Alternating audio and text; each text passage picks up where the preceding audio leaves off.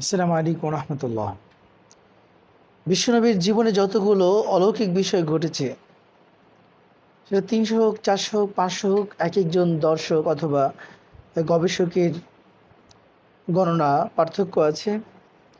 কিন্তু যদি প্রশ্ন করা হয় আমার নবীর জীবনে সবচেয়ে বড় মুআজিজা কি, আমার নবীজির জীবনে সবচেয়ে বড় মিরাকেল, অলৌকিক বিষয়, অলৌকিক ঘটনা কোনটি, কোন সে অলৌকিক মুআজিজা পাওয়ার যে সবচেয়ে বড় মুআজিজাটি আমার নবীকে দেওয়া হয়েছে? উত্তর হবে আল কোরআন। কারণ পৃথিবীতে যখনই কোনো নবীকে কোনো মুআজিজা দেওয়া হয়েছে,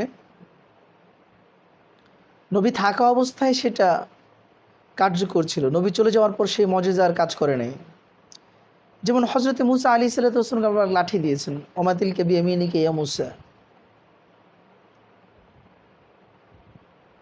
সেই লাঠি মুসা আলাইহিস সালাম যখন ছেড়ে দিতেন, সেটা বিশাল অজগর সাপ হয়ে যেত, অথবা অন্য যে সাপ আল্লাহ পাক বানিয়েছেন সে হয়ে যেত, বিশাল সাপের আকার ধারণ করত। মুসা আলাইহিস সালামকে আল্লাহ পাক মুআজিজা দিয়েছেন, হাতকে বগলের নিচে ঢুকাইলে হাত সূর্যের চাইতে শুভ্রোজ্জ্বল হয়ে যেত।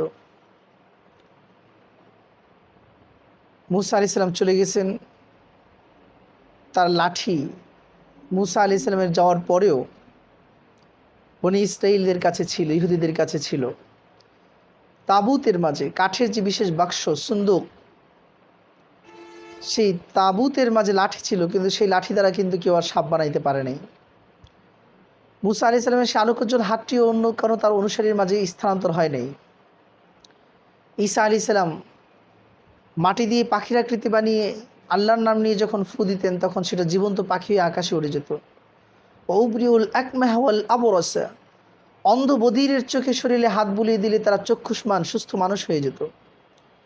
ঈসা আলাইহিস সালাম চলে গেছেন, এখন কিন্তু আর কেউ সরাসরি অন্ধকে চোখওয়ালা বানাইতে পারে না। আমরা বুঝতে পারলাম প্রত্যেক নবী তিনি থাকা অবস্থায় পৃথিবীতে তার মুআজিজা কার্যকর ছিল, তিনি চলে যাওয়ার পর তার মুআজিজা আর কার্যকর থাকে নাই। কিন্তু মুহাম্মদুর রাসূলুল্লাহ সাল্লাল্লাহু আলাইহি সাল্লাম, আল্লাহ পাক তাকে এমন এক বিশাল মুআজিজা দান করেছেন যে নবীজি চলে যাওয়ার পরও সেই মুআজিজা কিয়ামত পর্যন্ত কাজ করবে। আল্লাহু আকবার। সেই মুআজিজার নাম হলো আল কোরআন। কারণ কি? হাদিসের মধ্যে এসেছে, বুখারী শরীফের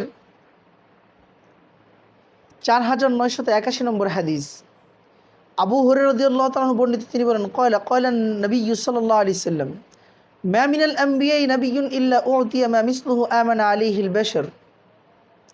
যে প্রত্যেক নবীকে এমন কিছু দেওয়া হয়েছে যা দেখে তার উম্মত সেই নবীর উপর ঈমান এনেছে, মানুষেরা সেই নবীর প্রতি ঈমান এনেছে। ওয়া ইন্নামা কানাল্লাযী উতিতু, আর আমাকে যেটা দেওয়া হয়েছে, ওয়াহিয়ান আওহাহুল্লাহু ইলাইয়া, ওয়াহি যেটা আল্লাহ পাক আমার উপর ওহী হিসেবে নাজিল করেছেন। ফারজু আন আকুনা আকসারাহুম তাবিআন ইয়াউমাল কিয়ামা, সুতরাং আমি আশা করি যেহেতু আমার কাছে যেই মুআজিজা আল্লাহ পাক পাঠাইছে, যেই অলৌকিক বিষয়, অলৌকিক ক্ষমতার পাওয়ার দেখে কিয়ামত পর্যন্ত আনেওয়ালা মানুষ আমার প্রতি ঈমান আনবে, সেটা ছিল ওহী, আল্লাহর কালাম, আল্লাহর কিতাব আল কোরআন। এবং যেহেতু এই কোরআন কিয়ামত পর্যন্ত থাকবে, আমি চলে গেলেও কোরআনের মুআজিজা থাকবে, ফলে কোরআন দেখে দেখে পৃথিবীর লক্ষ কোটি মানুষ ইসলাম গ্রহণ করবে। আর আশা করি কিয়ামতের দিন এই কোরআনের অনুসারীরাই সবচেয়ে বেশি হবে, এই কোরআনের অনুসারীরাই সবচেয়ে বেশি হবে, অর্থাৎ বিশ্ব নবীর উম্মত সমস্ত নবীর উম্মতের চাইতে বেশি হবেন। আল্লাহু আকবার, সুবহানাল্লাহ। এই জন্য কোরআন যে অলৌকিক বিষয় তার একটি প্রমাণ যে এই কোরআনের মতো কোনো গ্রন্থ আজ পর্যন্ত কেউ বানাতে পারে নাই, পারবেও না। সুতরাং আসুন কোরআন অনুযায়ী জীবন গড়ি, কোরআনের মুআজিজাকে বোঝার জন্য কোরআন পড়ি। আল্লাহ পাক আমাদের সকলকে কোরআনের সমাজ গড়ার তৌফিক দান করুন। আসসালামু আলাইকুম।